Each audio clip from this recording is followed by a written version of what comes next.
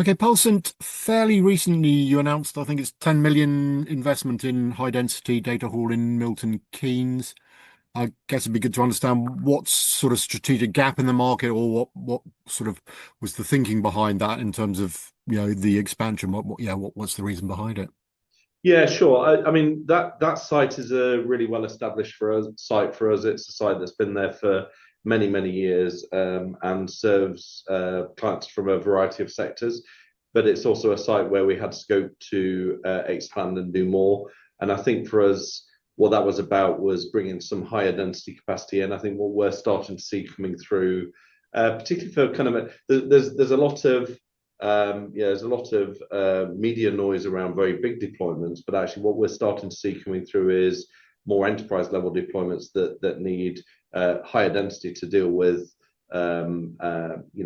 high performance compute and AI related workloads, but actually probably not quite at the scale of some of the bigger hyperscale sites. So it was really to give us something that was more tailored to some of the kind of workloads that we're seeing coming through there. So that's what drove it.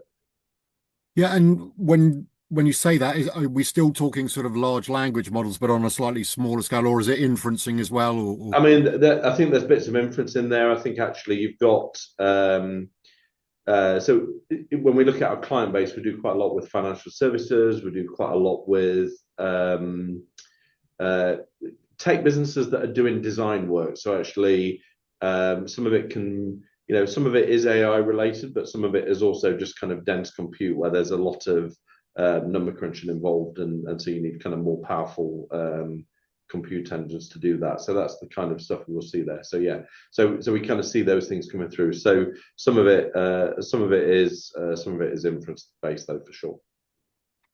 Yeah, and I guess you've sort of half answered the next one, but if you want to say any more, the rise of AI, is that significantly changing the type of infrastructure that your sort of customer base is requiring?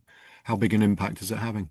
Yeah, I think. I mean, I think it's important to understand that because we're, I guess you would describe us as operating at the retail co-location end of things, and so we're typically not serving clients that are working with us are not looking for megawatts worth of capacity.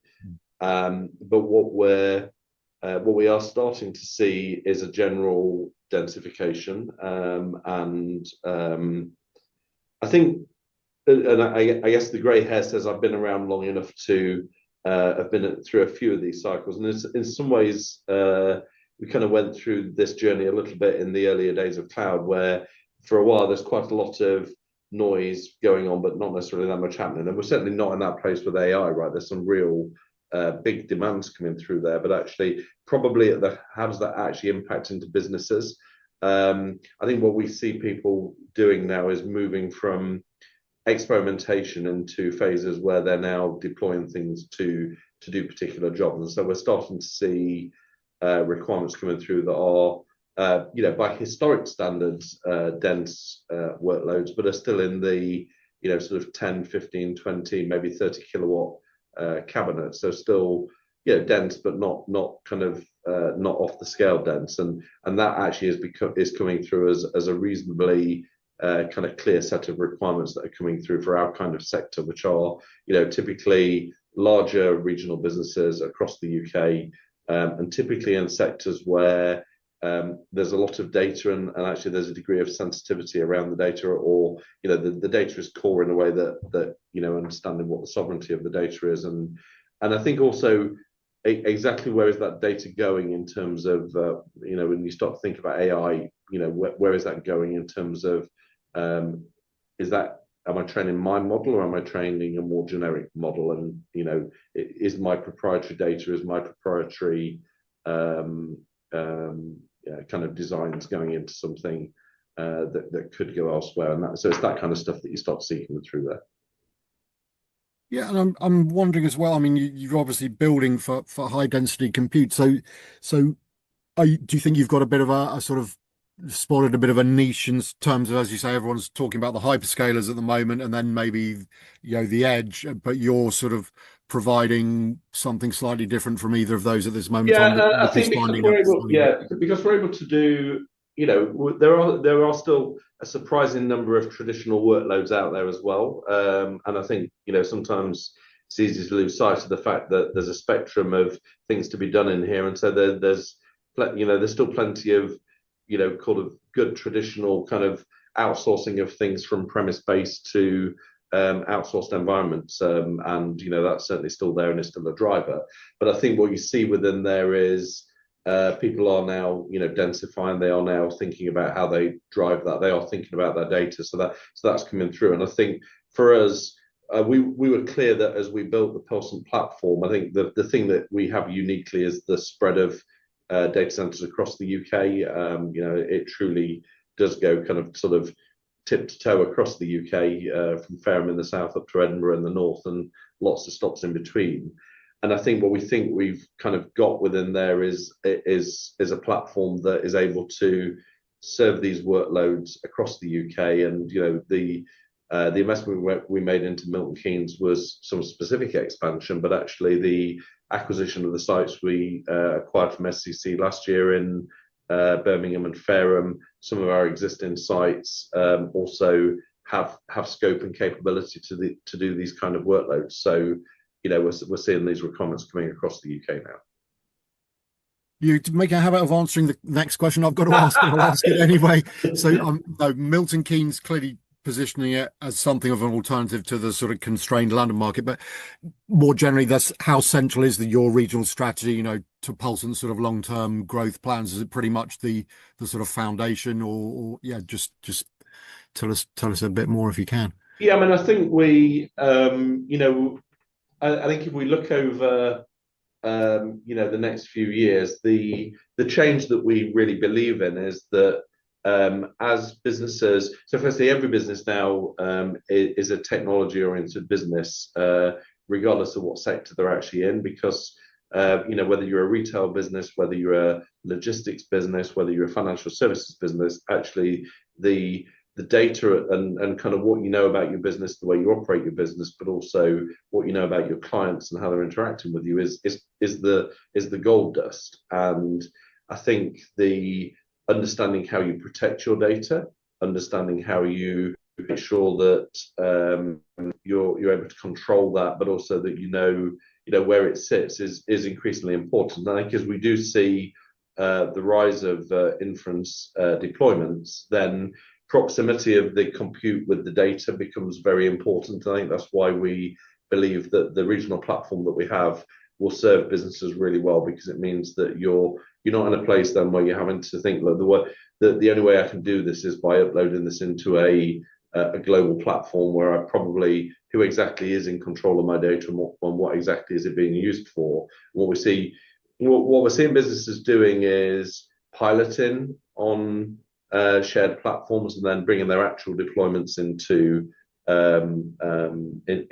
private environments, and so that I think is what we see there. So our platform really faces into that, and that's why we believe we've got something really quite interesting here.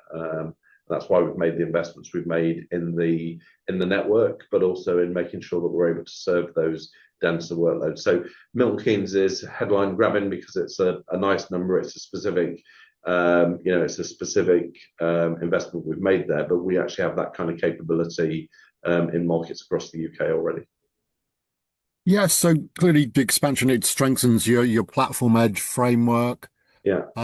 And I guess it's fitting within, you've got, is it 14 or so UK data centers? 14, yeah. And then the 400 gigabit capable interconnection platform. So overall, you're just sort of improving the resilience of it all. How would you describe well, I think what that network is doing, it meshes all 14 sites together. So it means that rather than this being a portfolio of sites that are around the UK, it makes it a platform. So it means that wherever you are in there, site to site between the data centers it's a software defined network. So it means that site to site is really easy. So if I'm doing dual site solutions, that's easy.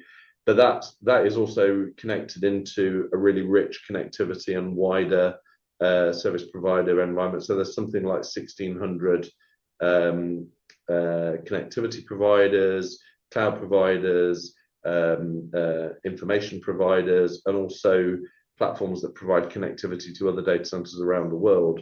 that you can get to from that network. So it means that it means if you're in our data center in Rotherham, you're not just coming into a well-managed site with a great team that is going to look after you. By plugging in, you've also got all of the opportunities and options of the digital world, delivered into the location where you're based, and that means that it then becomes really viable for you as a business to site your data where you are, put that on a private platform, but be able then to connect out to the providers that you need to kind of really make that work. So we think that's quite exciting. So it obviously is about the big bandwidth, and it is about being able to get point to point across there, but it's that connectivity ecosystem, it's that provider ecosystem that comes with that we think is really exciting about that.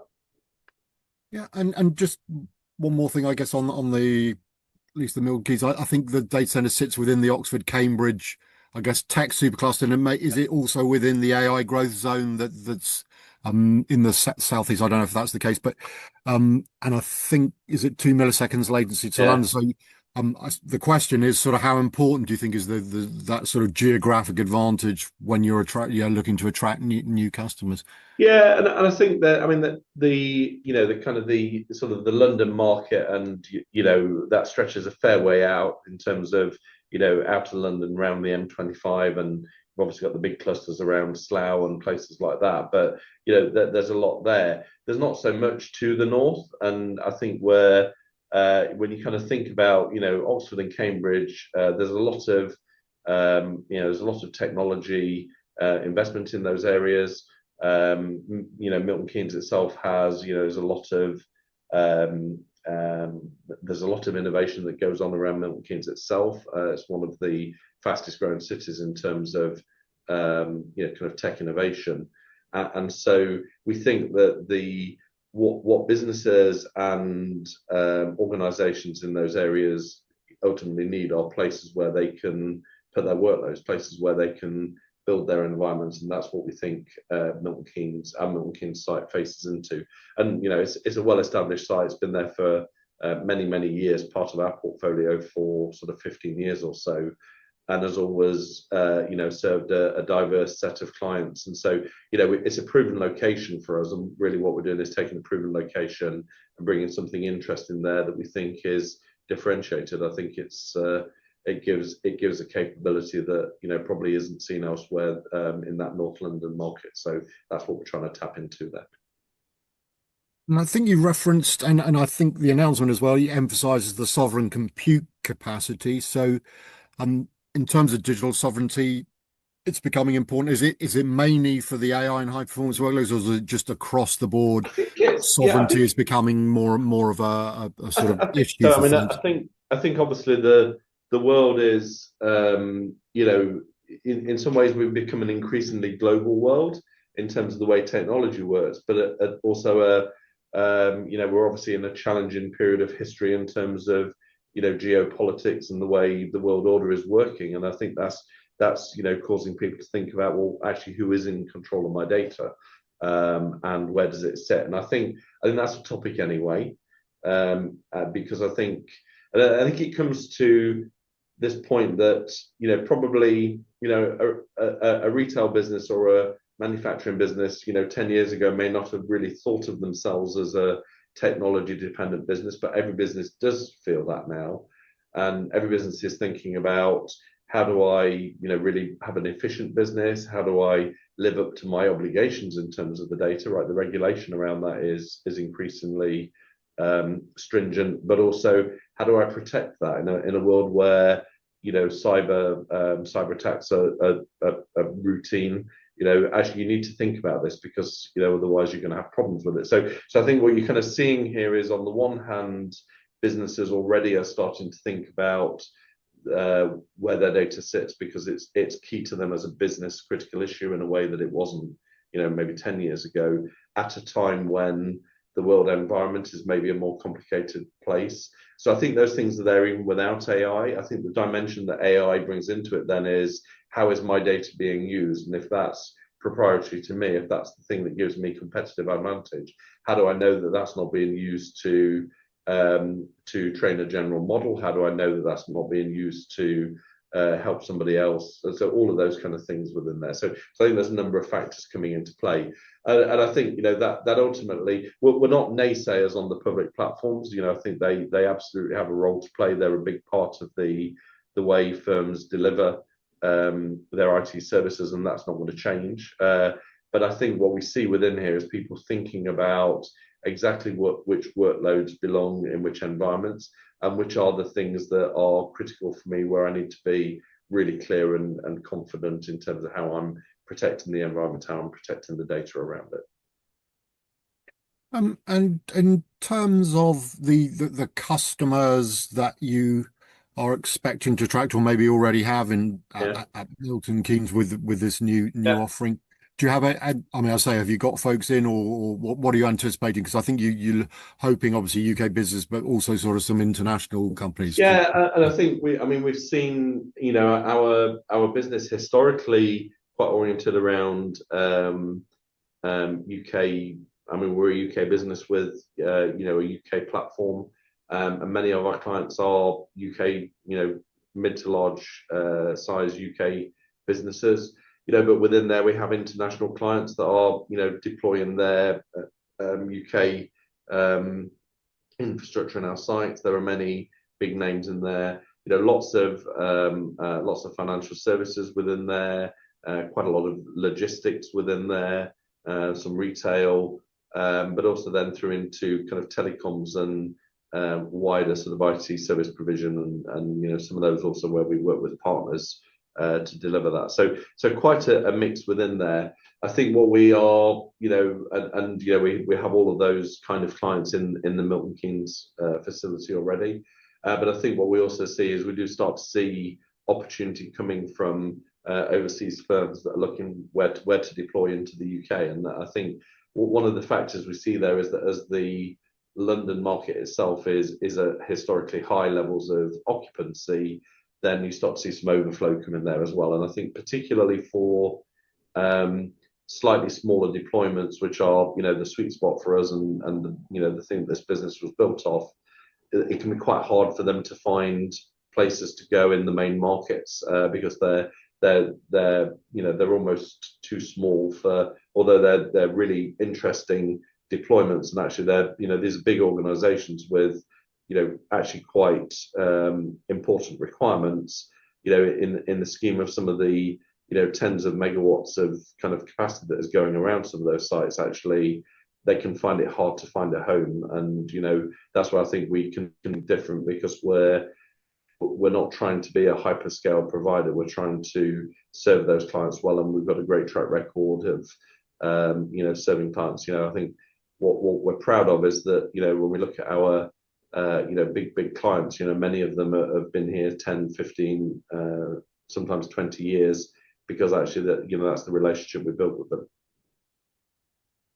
And maybe just finally, you mentioned some of your other sites have got the opportunity. So in terms of this high density model, anything you can share as to how you're going to roll it out? I mean, say 14 data centers, is it reasonable to expect over time all of them, or nearby all of Yeah, them and will I have think, it, or just anything you can share? we can do. I talked there about densities that are up in the tens of kilowatts, so 10, 20, 30 kilowatt racks. We can do that quite routinely in sites across the UK. Not all 14, but probably towards half of the locations can do that now, and that's quite exciting for us. So we are it's pretty common now for us to be doing things that are in double-digit densities and doing those deployments in sites. And we did one just before Christmas in Edinburgh, and Birmingham, Fareham, Manchester can all do things like that. So yeah, I think we've got great scope to do that across our base, actually. So we will be making more investments as we go, but actually we're able to do these things across the UK now. And maybe just one final thing, in terms of what's going on at the current, is the energy situation causing grief in the sector at the moment, or are you sort of cushioned? Because I know most of you buy Yeah, I mean, I power think on a long-term basis, or can you see trouble coming down the line, or Well, look, I think it's obviously it's a huge part of our P&L as a business, but for our clients, the energy use is a big chunk of the bill. So it's incumbent on us to do our best to control that. So predictability is really important. And you're absolutely right. Along with most of the providers, we take a long-term position on this. We hedge and we buy forward. So I think we're insulated from any kind of near-term impact of what's going on there. But we have an eye on it, right? And we all know the big energy spikes that happened a few years ago, which thankfully we've come through to the other side of. So I think we've all got an eye on that and kind of looking what might happen next. I think ultimately this is about also making sure that we do the things that are within our control. So I think as part of our investment program, we're investing in our sites to make them as energy efficient as possible, and that helps in terms of the amount of energy that's being consumed, but also as part of our sustainability program, we're looking at alternative energy sources as well, and there's interesting schemes going on around the UK, and I think over time those are the kind of things that we'll start to invest into, try and make sure that we're less dependent on the grid, but also particularly less dependent on a grid that itself is, dependent on fossil fuels, which ultimately is what we're talking about here. Excellent. No, it's been great to chat as ever, and thank you so much for explaining what's going on. Obviously, we talked about Milton Keynes in particular, but more generally for Pulsant and thoughts about the industry. So, Rob, really appreciate your time. Thank you. Yeah, no, thank you, Phil, and thanks for having me.